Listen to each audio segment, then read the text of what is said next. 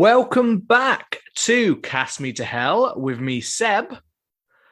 And you'll notice a silence there because this week it is just me, Seb. Robbie is not here.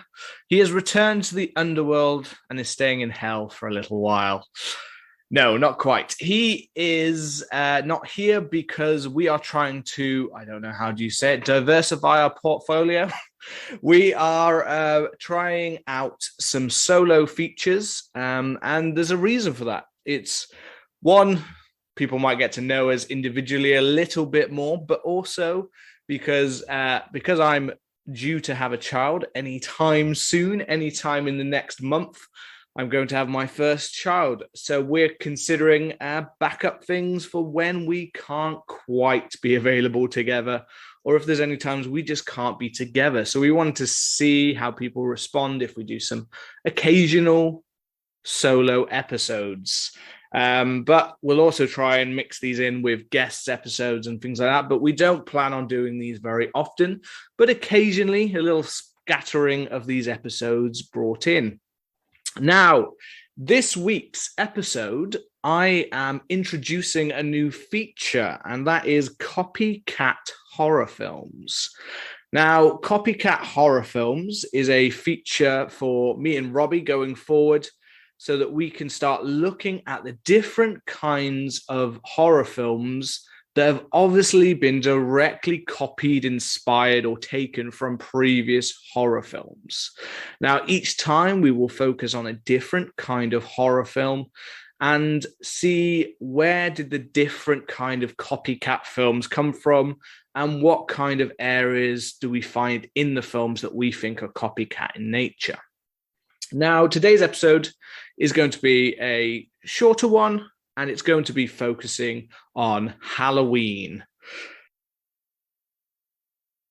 So, 1978's Halloween, John Carpenter's redefining slasher. It literally opened the doors for so many different horror films, and there are so many different eras, and it opened up so many doors for John Carpenter himself to be able to make the classic horrors that we all know and love, like The Thing and vampires, if you know that more obscure one, but still that he's made some fantastic horrors in the last, decades. Now, one copycat that comes to mind that I'm not really going to go into much is Friday the 13th. Now, obviously, following the success of Halloween, slashers were everywhere, and Sean Cunningham and his group of production partners noticed a big gap in the market for more of these kind of films, and they were very quick to hit on it. Now, obviously, there are stories that they had ideas before, but there are also a lot of stories that say that they basically saw the success and they tried really quickly to throw together something. And the fact that it's Friday the 13th, it kind of uses a common date, not quite a holiday, but a common date in the year to kind of draw in that kind of similar copycat nature that we have from Halloween being a date. We also have many things in the film, like points of view, that are quite obvious to be quite similar to Halloween. But Friday the 13th, I'm not here to talk about because it's been covered a lot. We've covered it ourselves in the past. To do a little plug, we have covered Friday the 13th a long time ago for its anniversary. And we've also covered Halloween Ends recently. We've done a Halloween retrospective. So we've done quite a range within those two film genres. The reason that I've chosen Halloween to be our first copycat is because for a lot of horrors, it kind of kick-started that. It kick-started slasher films, it kick-started some home invasion films, and it started to make horror a little bit more accessible. And there's a clear link between how it redefined horror. Now, today, I'm going to talk through a few different horror films that I believe are copycat of Halloween. Now, copycat does not mean that it completely just rips off every single part of it. Some of these films are great in their own right. Some of these films have completely different maybe ideas and plots, but there's a lot of similarities that pop up throughout the films. Now, my first film that I'm going to talk about today is Slumber Party Massacre from 1982, directed by Amy Holden Jones and written by Rita Mae Brown. This is a straightforward slasher. It is a quite, you might say, schlocky, quite exploitative horror, but it is a fun little slasher. And another interesting part of this one is it is directed by a woman, written by a woman, and most of its sequels were also written by women. So there is quite an interesting diversion at times of that kind of male gaze that you would expect to see in this kind of horror. But then there's also a load of tits and ass in this film that I've seen in most horrors. So I don't quite know. There definitely is some things that bend the genre, and there's definitely some clear female kind of feminist ideas. The writer herself is known to be, Rita Mae Brown is known to be quite a feminist writer. So it is quite interesting that we get such a balance of like women being free with their bodies, which of course can absolutely be true. But I wouldn't quite say some of the shots in this film are very feminist in their approach to that area. So part of that kind of area of the film, we do get a little bit more with the director that kind of gives us more of an idea of why she's showing them in that way. But it's definitely a surprise with this film to see that you see such an amount of like boobs on display or women in slinky outfits. When you see this, you kind of expected maybe more of a diversion than you might see. Now, this one is between Halloween and Friday the 13th for inspiration, because you can see a little part in there. Now, to focus specifically on Halloween, so the camera angles that show the, as I'm going to call him, driller killer. Now, I know that that's a different horror film, but he is a driller killer. To go into a basic summary of what the plot is like in this film, it is basically straight into it is like a high school that they are organizing a slumber party, and then we have a deranged killer with a drill with his weapon of choice out there murdering people left and right. There's a lot of death, there's a lot of gore in this film. So as I said, that's kind of what makes it fun. But in terms of plot, it's certainly not reinventing anything. It's very straightforward. There's not too much that diverts away from it. But there's a lot of things on show that kind of show off it being a little bit Halloween in its perspective, and then it's obviously used that success. So as I mentioned, the camera angles we see here are very Halloween. We have kind of, when we see the killer, we kind of see over the shoulder kind of shots. We kind of see him hiding in different locations around the area, and we have a few point of view shots as well, mainly for seeing the killer. So again, it's not just Halloween that we obviously have this. I mean, the first use of that is probably back to Peeping Tom in the 1960s was the first kind of real use of this point of view kind of shot. And then obviously Psycho used this as well. So it's not just a Halloween thing, but the timing links with the fact that they really are trying to push for that Halloween crowd. So we have the girls at a slumber party, and we have some Peeping Tom kind of guys. Now, the film doesn't go straight to this point, but I'm just picking out the points where I notice Halloween style in each of these areas. Now, so we have our main girls to go to the cast. So our main cast is Michelle Michaels as Trish. She's kind of the leader, the kind of popular girl. And we have Valerie Bates, who is kind of the one that is kind of a little bit more, she's a little bit more of the goodie. So she's a little bit more of the classic final girl that you would expect. Now, Valerie is not part of their slumber party because she's not quite invited to the slumber party. And she's also takes on the role of babysitter for her sister in the film, Courtney.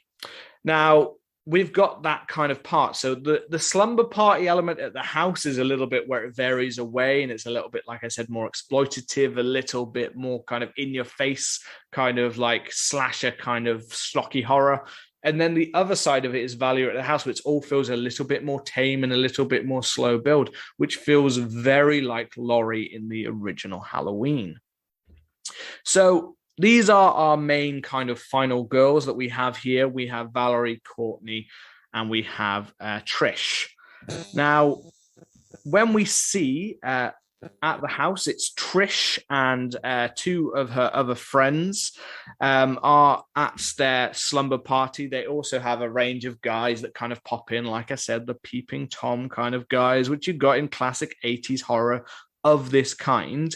And we kind of get a couple. And across the street, as I said, is where our main kind of girls are. So in our main final girl with her sister, we get major Halloween babysitter vibes. We get them sat watching horror films. We have dimly lit phone conversations, even similar clothing Valerie wears to our main girl, Laurie. Being seen as the kind of goody girl, it kind of adds on to that she's the one that would be home and wouldn't be taking part quite in the kind of things that they talk about or they get up to, even though at the beginning we do have a clear shower shot of basically all of them in kind of that kind of like shower scene, and we get a lot of bodily parts shown off, which again, I'm not saying is a bad thing, but it's to each person's taste as to how much they kind of like that in horror films. Some of them you're expecting it, but it shows you the kind of horror film it is. But with all of this setup, a lot of things might make you wonder, where's that kind of thing. But I mean, this is a much more bloody affair than Halloween. So to talk about a little bit of the differences. So there's some great kills that really make this quite a fun kind of ride, including our first death. And our first death in the film is a really interesting one, especially to me anyway. It has a repair woman, and we kind of have some boys from the high school who are kind of chatting her up. And as the boys walk away, she gets dragged inside of the van by these hands. And you kind of see her in the back kind of moving around, and you can see her tapping on the glass, like trying to get away, trying to signal to the boys, but they're not noticing. And it's really interesting to me because it felt like a real, like as if this film may have inspired a death, because it is so spot on similar to Randy Meek's death in Scream 2.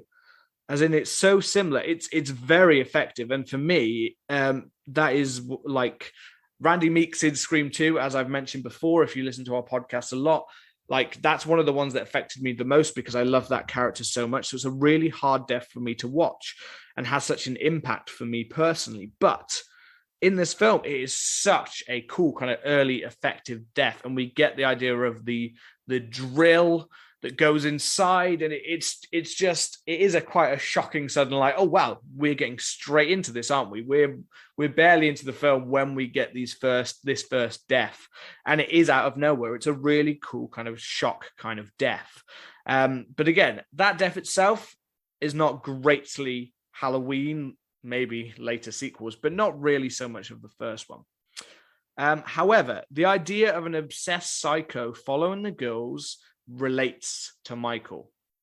They even give the killer this kind of some form of, like, I don't know if they're going for a disability or they're just trying to make him not very bright, or like what exactly they're going for. Not that Michael had a disability of like any kind, but that kind of mainly silent shape and not your ordinary kind of man is kind of what they play onto him. Within the stalker theme, we get throughout the film of him becoming obsessed with these girls and following them, and there kind of being a death trail left behind it. As I said, a much more bloody and graphic death trail than the original Halloween kind of gave off, obviously being a mainly bloodless affair. Within the stalker theme comes the loss of innocence, and I think that this is a major theme that we'd see between both films. We have the sister, Courtney, and she only wants to be beyond her age. She wants to be at that quite, and what we kind of feel is like quite a sexualized kind of slumber party with the other girls older than her. She herself seeks out this kind of sexualization. Our main protagonist, Valerie, is not averse to sexualization. As her sister kind of seeks out, there's a scene with her sister where she goes into her room and sneaks off, and she gets a Playgirl magazine from out underneath, and we know that that's from Valerie's room. But however, she isn't seeking. Valerie, our kind of main girl, is kind of not seeking. Our kind of Laurie Strode kind of here is not seeking out that thing. So she's not quite seen as much of, say, like the prudish kind of character that we get, the kind of buttoned up kind of character we would get with Laurie. But they're definitely trying to push her that she's still good. She's not, she's not this kind of sexualized character, and she is still quite an innocent character. And with this, we also get the idea of the stalker and it being a drill. And part of that kind of sexualization, but that kind of loss of innocence, is that kind of, he uses this kind of drill, but it's such a big, giant drill. I even questioned to myself throughout the film going, wait a second, like, did they have cordless drills back then? But yeah, I don't know why I was reading into this kind of film so much in my head. But yeah, it's kind of like this big phallic tool that even the killer implying in the film that they're being drilled, including an on the kind of a scene kind of where we kind of get this kind of on the nose kind of that he's kind of saying to them, like, you want this, you really want this kind of thing. And it even leads to later in the film when we get an on the nose kind of machete, which again, machetes just seem to pop up everywhere in the 80s. I don't know if this is a common thing in America. Maybe someone can tell me. Do you all have machetes? Because a lot of the films I'll be talking about today seem to just have machetes out of nowhere. Again, Friday the 13th, absolutely. But it's also kind of just an interesting, do you all have them? Are they just hanging around your house? But we have this kind of real on-the-nose machete where she uses the machete and she cuts off the drill head as he's kind of got it in this kind of pelvic kind of area, this kind of moving it down towards him, kind of thrusting. And then he gets this kind of emasculating response from the killer, like he's suddenly been dethroned, he's been defeated. So it's really interesting, but linking into that kind of the idea of this stalker or this kind of maybe even rapist kind of feeling that we're getting from this guy, we also get when the girls are forced to fight and they have to kill him. Basically, they're all in the same situation as Laurie in Halloween. We have this loss of innocence, the idea that they in the slumber party and Laurie in Halloween have changed forever by the trauma this man has brought, almost taking a kind of virginity from them, or the link to even stalking or the rape kind of idea, that he's taken all of this from them. He's taken that innocence in the moment that they have to kill someone. And you can see in the film that they really don't want to have to do this. They don't want to stab someone. They don't want to hurt someone, but they're kind of forced to it. And however, I think that these are much more subtle themes in Halloween. I think you do get a little bit of that with, Michael and the knife and the fact that he's constantly like hunting it down. And there's the talk of like different, like who fancies you and that guy fancies you and who's that standing behind it. And we have that stalker aspect absolutely in Halloween. And we also have a little bit of that kind of symbolism, that little way that you could sexualize this if you weren't thinking about it without thinking about Halloween 2 and the fact that they're a sister kind of thing. You never quite know in any of the films exactly why, well, the good ones anyway, why Michael is doing this. And you have this kind of obsession. We never completely get in this film, Slumber Party. We kind of just get the idea that I love you and that he's in love with you. And that's why he's kind of going after them. But as I said before, that's kind of linked to the fact that he doesn't quite seem like he's all there in the head. And in Halloween, these themes are quite subtle. Whereas in Slumber Party Massacre, they're much less subtle. Those kind of ideas that we get about like all of these areas, and the drill itself is just like it leads to some amazing kills. I'm not going to bring that down. There's a whole range of different deaths in here, and they all kind of get this effect from it, and you see that same kind of trauma from the deaths. And you have that same moment at the end with all the girls in Slumber Party Massacre, the remaining ones with Trish and Valerie and Courtney, when they're just sat around and basically the end is just them basically almost in tears, almost so traumatized. And obviously we have that with Laurie right at the end of the original Halloween, where it's just like, what has just happened to me? My whole world has just changed. And there are links, obviously, as I've already mentioned, to F13, but they're over here. They're for another time. That's for me and Bobby to hit another time. Now, the next film that I'm going to talk about is another film from 1982, and that is Alone in the Dark, directed by Dax Shulder and starring Donald Pleasance and Martin Landau and Jack Palance and Dwight Schrute. And this is a film about a homicidal psychopaths who escape during a blackout. And it's quite funny because basically the way it's described online is they do some looting, they terrorize a hated psychiatrist, and then they visit a punk rock club, which is the way I've seen it on every time. So if you look up Alone in the Dark, and by the way, no, this is not the video game.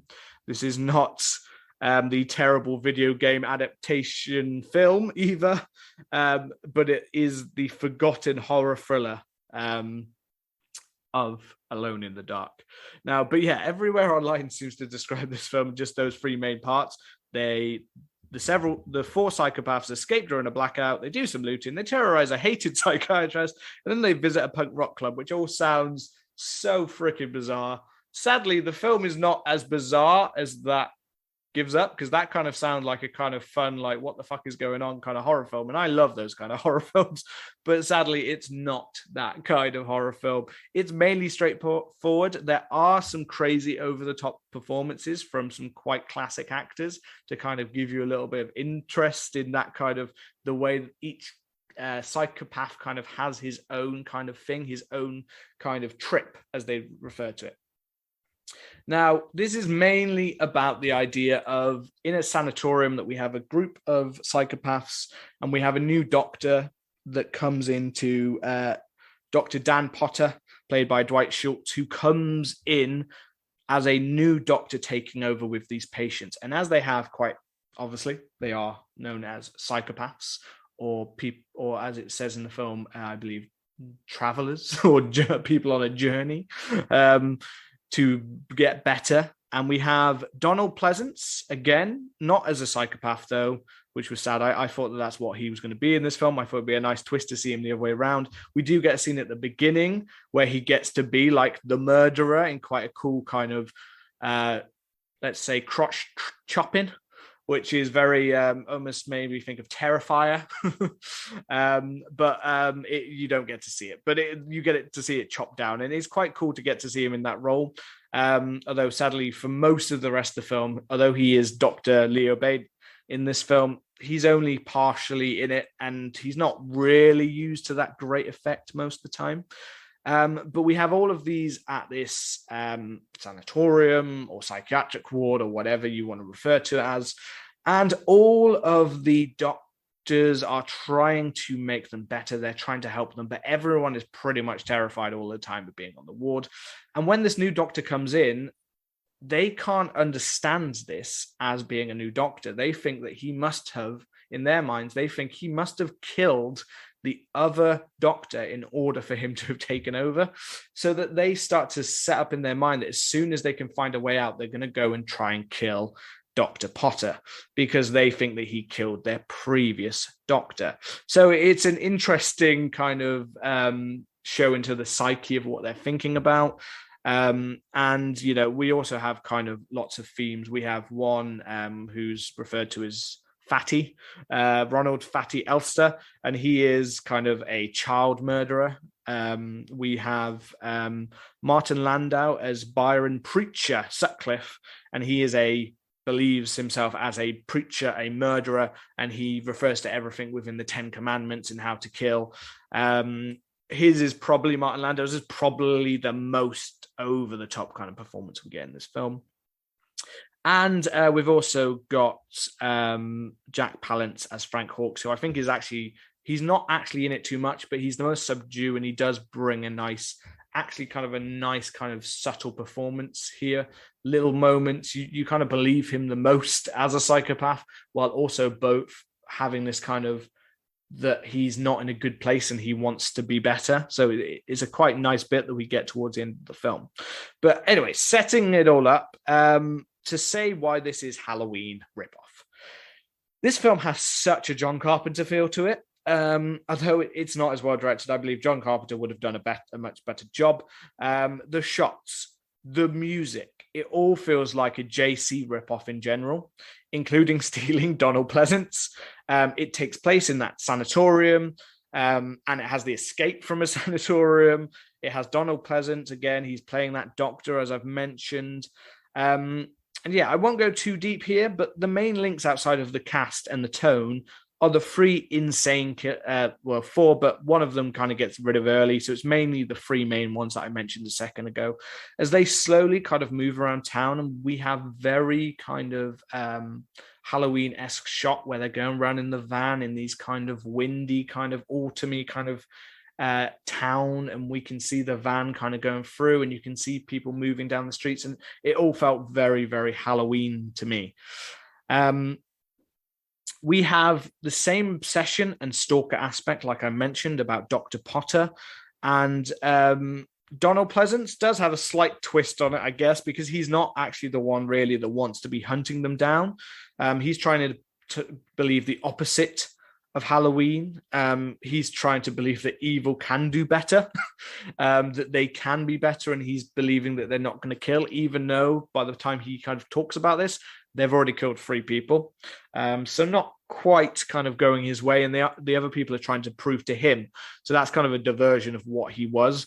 But it's still not really enough to not be like, you've kind of just brought Donald Pleasance in because of how successful Halloween's just been. You want Donald Pleasance to be this kind of doctor character and you're just trying to subvert that kind of idea. It also includes a babysitter subplot. So it's right there. The babysitter, again, we've got that subplot related to the child murderer, Fatty, as I'm going to call him. He is called Fatty in the film. I'm not just abusing someone. He is called Fatty. The child murderer and a babysitter's murder. So there's definitely this feeling of deja vu here. We do get quite a cool kind of kill. We have the babysitter, kind of in a classic way, like we have Fatty come into the house with the daughter, Dr. Potter's daughter, and you think something bad's going to happen. There's even a scene when a babysitter comes over to actually look after her after he's been with her, and I wasn't sure if she was dead on the bed, but they said she was just asleep. I was like, is she? Are you sure she's not dead? But it turns out he didn't do anything, which again didn't really match up with the character, so I was a bit confused by that kind of part.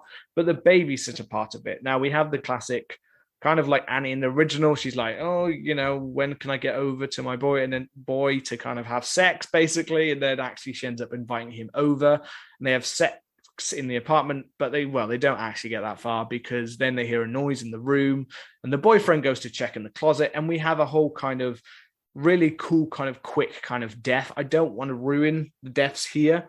But it is really effective, and we have a kind of bit which involves the bed where a knife's coming through it to give a bit of a tease in all different locations, getting closer and closer, and it's quite a nice kind of death.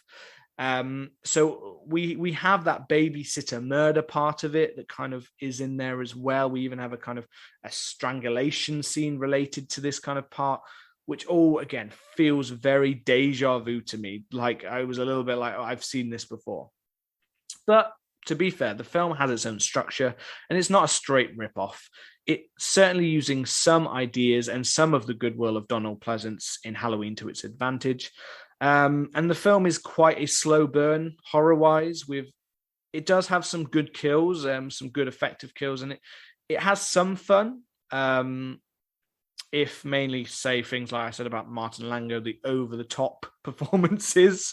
But they are well-respected actors, and you can see what they're trying to do with this kind of film in a short amount of time that some of them are given, because it is mainly more focused on Dr. Potter and his family. The actors are kind of there for little parts of the roles to appear as a psychopath. So it doesn't always feel like full-on, like with the deaths. They are more in the background, kind of doing stuff around them.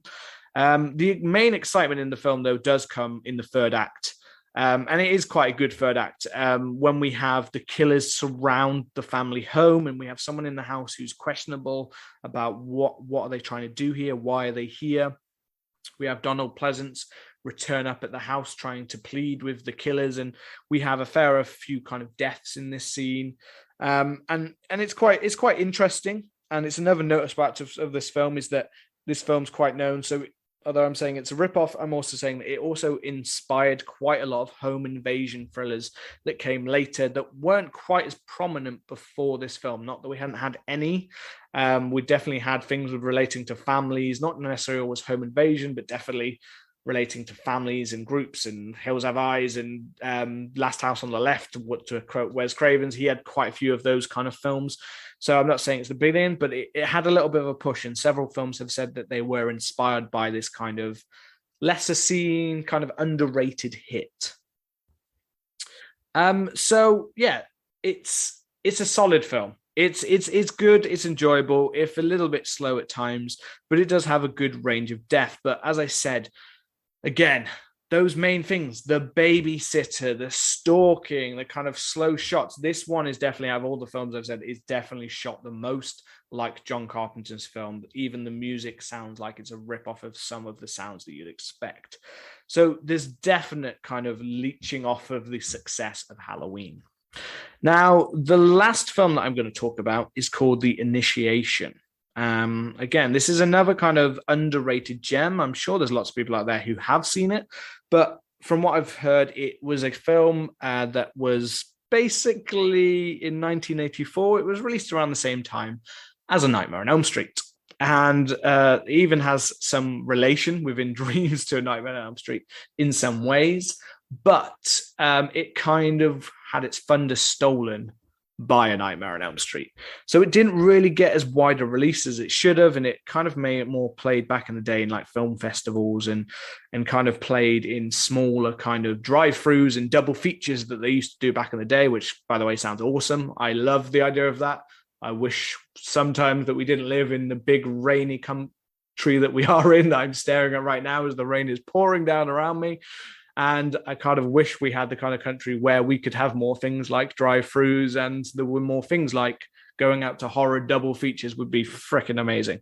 I would love it. But The Initiation, Larry Stewart directed this, and it's an interesting premise. So it involves our main character is Kelly Fairchild, played by Daphne Zuniga, and we kind of have an opening that has her as a child, and she goes into a house and she sees basically what we believe is her mother and father having sex. Then we see her by her father's bedside, and she has a pair of scissors and she stabs him in the legs, and she kind of keeps trying to attack him. Then we see another man kind of come in. We see like a mirror reflection thing going on where we see her looking in the mirror.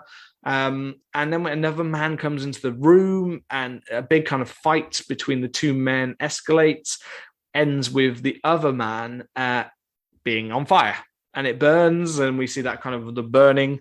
And then she wakes up, and we have the girl that's in college or university in the UK, and she's doing an initiation for a sorority house with a whole range of different characters.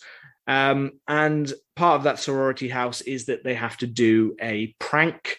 And because she is Kelly Fairchild and she's part of quite a big, her father's company is quite a rich company. So she's asked to by Megan, the Frances Peterson plays her in this film. Megan is kind of the bitch, the one in control, the one who's basically taking all of the power that she can get and running with it. And Kelly's mother, Frances, and her father, Dwight Fairchild, so they're kind of the owner of this big company. And as part of that prank, they want them to go into one of their bigger kind of like shopping center kind of things, to call it like that, or a big business center. And they want them to break inside, and they want them to steal the clothing of the security guard. Now, that's the main part with the initiation part of it, but the major overall, and the bit that makes this stand out apart from Halloween, because right now it still might not be sounding that much like Halloween, and it's not necessary. This is probably the one with the plot I think that skewers furthest away from Halloween, but still has those major links. Now, in the initiation, we have dreams is a major part of it. Like I said before, that link of Nightmare on Elm Street, but this was around the same time. So it's not to that level. It's not going into our dreams so much. It's more about the analyzing our dreams and how that dream that we have at the beginning of the film keeps on reoccurring. It keeps coming back to her. She's had it her whole life. She keeps seeing the same dream. She's been told that she's had amnesia since when she was 9, and she's never been able to get any of the memories back before that, and that she was in care and she was in hospital for months and she was in a coma and she doesn't remember any of these things. And there's a feeling that there's a lie going on. So it does certainly have its own ideas, and how the dreams can affect and how that can follow us, and that kind of how that trauma can follow us. Again, that there is a lot there, but there's also a lot, and again, still that trauma part of it that also links to Halloween.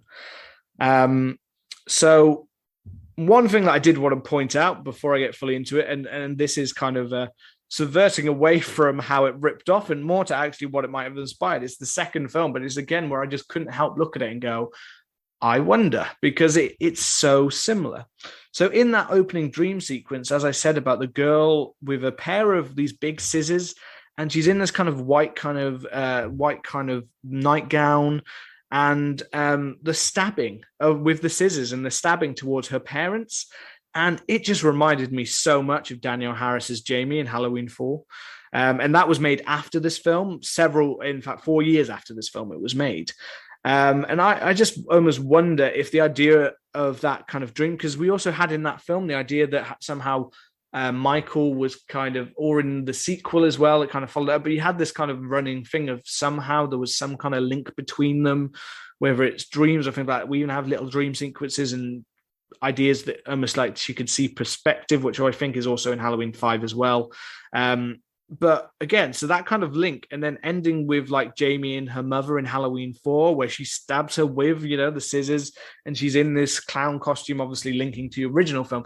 But there was just something about that. I know that obviously that's inspired by the original Halloween film, and when Michael stabs his sister. But there's just something here that just made me think, I wonder, this little girl who looks a lot like Danielle Harris as well. I just wonder whether that was inspired in its own way. I couldn't find anything to say that it was. It's just in my head that was quite a clear link. And that this childhood violence is very reflective of young Michael.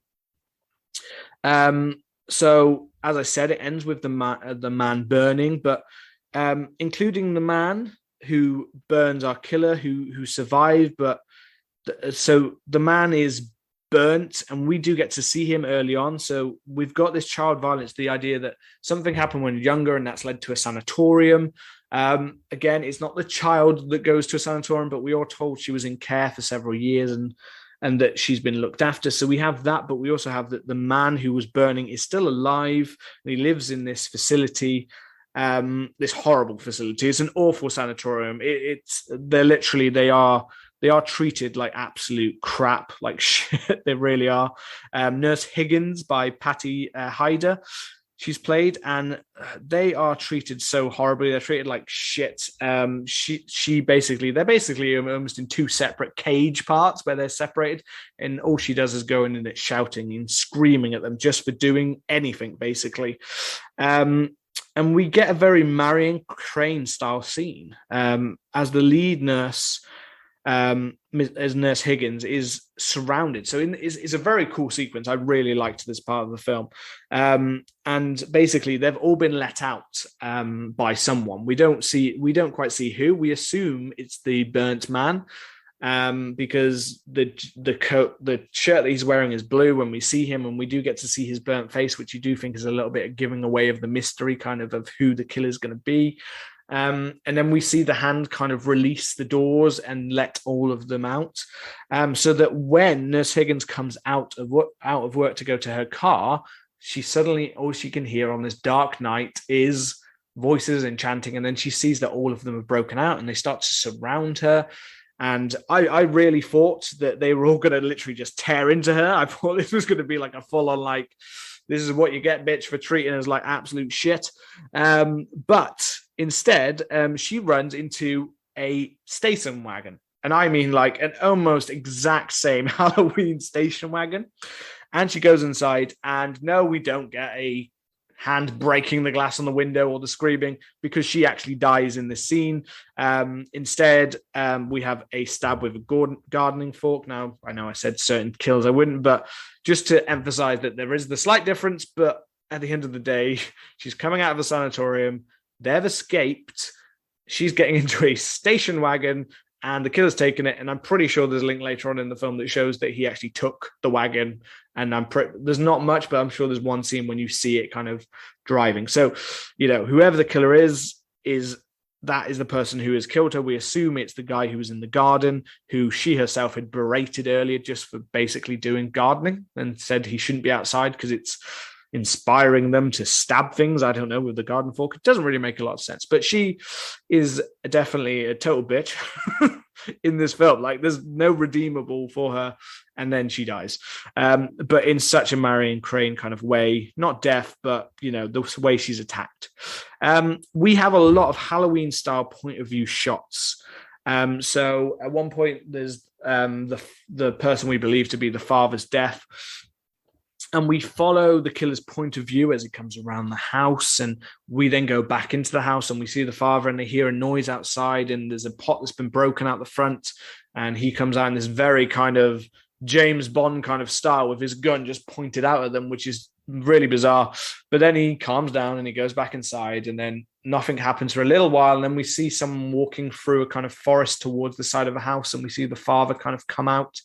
And we kind of see as the killer gets closer and closer to the father, we do see a death. Not going to say how he dies, but again, it all happens from the point of view of the killer, which again is a little bit Friday the 13th as well, obviously, because that one was more like follow the kills all the way to how they killed them kind of thing in a lot of the scenes. But it's still very Michael. And the bit when he's going around the house just feels so like the way it looks, the way we get some of the music kind of chime in, very, very Halloween. The killer is like kind of Michael. We only really see certain bits. We see him from the side. And again, this is again saying who we believe is the killer, because we never actually get a straightforward shot of the person killing anyone. So we're seeing like shots of this man from the side in the distance moving, like I said, the car, and we see people kind of getting dragged away. We kind of just see the hand and the weapons that they have in their hands. So it's all very Michael's point of view shot. And as I said, we kind of have that mystery taken away, but the setup is actually quite interesting. And I'm not going to spoil what kind of twist we get here, but it is the twist is still kind of a little wink to the kind of psyche of Michael Myers and things like that. But it's a nice twist. I didn't actually see it coming because there was enough diversions that took me away from it. So I really quite liked that part of it. So there is a really interesting part about how these dream areas, and the film has much more on this kind of dream areas, and it's kind of more to this film. The dream areas are kind of interesting, that kind of hold it apart from a straight off Halloween ripoff. But there's just enough of those that you're looking at it going, it's kind of like they'd taken that, like even when they're in the department store at the end and they're all locked in, we get like one by one the deaths, and we have this kind of, again, those Halloween shots not quite seeing or kind of in the distance, and they are more graphic and gory than in Halloween. So again, we've got the gore factor up, but again, once you got that gore factor upped in certain films like say Friday the 13th, then Halloween was one that went more bloodless, but then a lot of the ones that followed copied but added more gore to it, which we love as horror fans. We love those kind of things. As I said, with Slumber Party Massacre, those are amazing, really bloody kind of deaths, and we love those kind of things. But there's also something that we can't say against the subtlety of the original Halloween and the fact that it just works as a suspenseful thriller.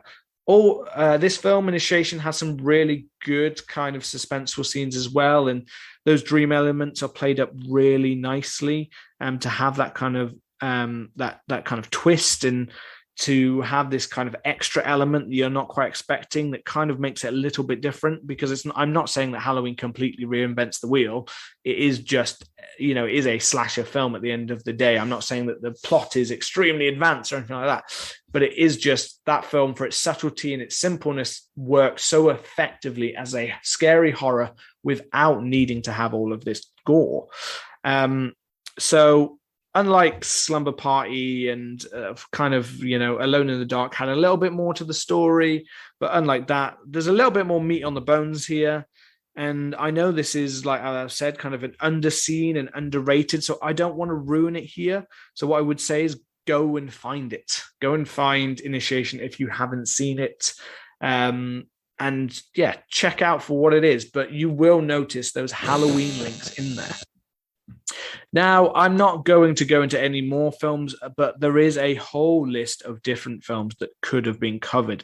I'm going to give a little bit of a quick overview of a couple of examples. If you want to go and check out some more Halloween kind of copycat thrillers, rip-offs, those kind of things, and also leave it open because me and Robbie might come back to this, because there are so many more films that we could talk about and talk about how we saw the kind of John Carpenter inspiration within it, or just the way that Michael Myers or the certain things that they've taken from it. There are more out there that are even more on the nose than these choices, but there are ones that I've seen a million times before, and I didn't want to go for the most straightforward ones.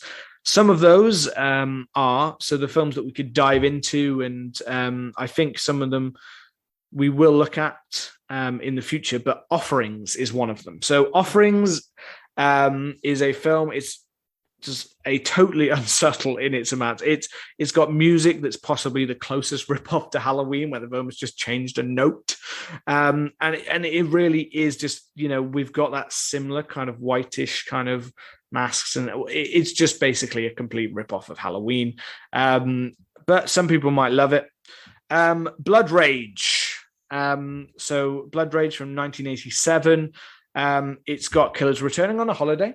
It's previously in a mental facility and being tracked by someone who knows how evil they are. So it ticks all of the boxes. It is set on Thanksgiving. And look out for it, because in the future we are going to be for Thanksgiving, we are going to be covering Blood Rage. So I don't want to talk about it too much now. We'll come back to that one. The Prowler, a Tom Savini special effects masterclass. Class. It's not a clash.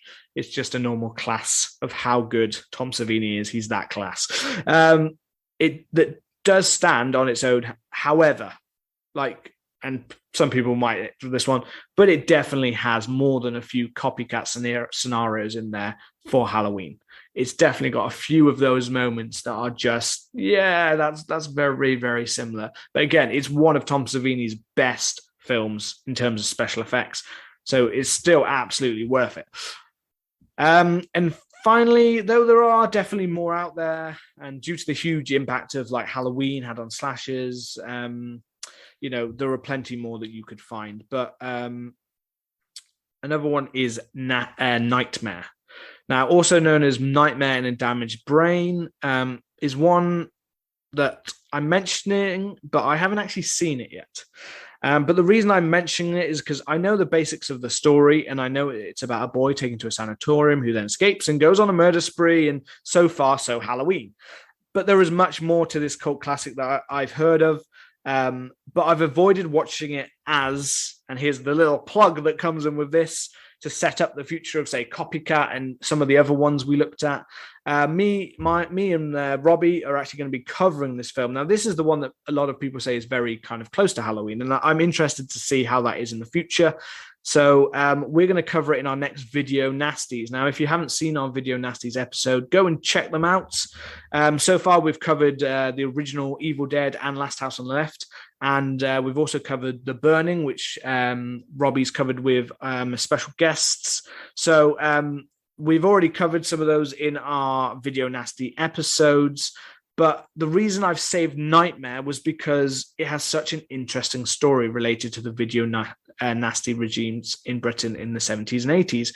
In relation, so if you're not aware, and if you haven't listened to our Video Nasties, it's when horror films were basically banned in the UK. They were made illegal, And they literally put in strict regimes as to which ones could be seen because they believed it had such a bad effect on children that were getting to see it, and they thought it could lead to more crimes. And they had all of these kind of crazy ideas that horror was the problem for a lot of things that were going on, as well as other things in the UK at the time.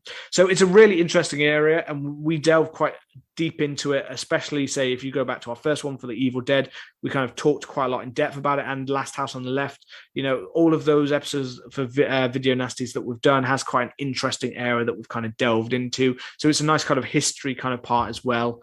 And Nightmare, to kind of give a tease of what will be discussed, Nightmare or Nightmare in a Damaged Brain, as it's also known, is the only film to actually get a prosecution, sentenced, actual jail time. So look out for that coming soon, because we'll be discussing that, the crazy part about the jail sentences. And there's even a part about Tom Savini in that. There's a whole controversial part about Tom Savini. So look out for that. That should be coming to you following this episode. So look out for that. It might be in the next couple of weeks. So keep an eye on Cast Me to Hell. So that's it for my solo episode. I hope that the sex appeal was not lost too much without Robbie. I know that it's probably been quite hard to get through without hearing that beautiful voice of his, and he will be back. We are not breaking up. We are together for life, so we're not going anywhere. So keep an eye on us. Remember to check us out on our socials. We're on Instagram, Twitter, and we're also on TikTok. You can find us at CMTH Podcast.